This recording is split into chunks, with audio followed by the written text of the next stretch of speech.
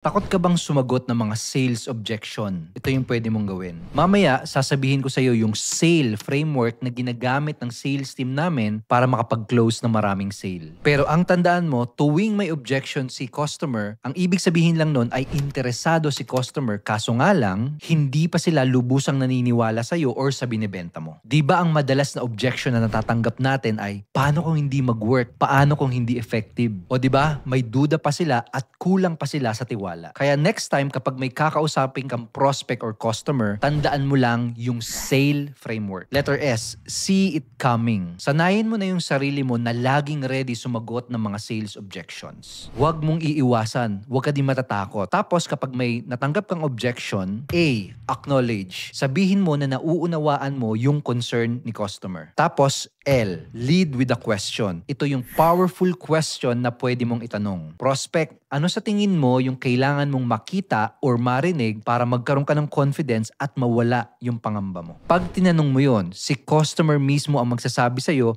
kung paano mo siya mako-close at paano mo siya mapapabili. Tapos ang gagawin mo na lang ay E, evidence. Magbigay ka ng evidence na related dun sa gusto nilang makita or marinig. Evidence na effective yung product, evidence ng mga satisfied customer, o kaya naman mga case studies. Again, next time kapag may nakuha kang objection, tandaan mo lang, sale framework.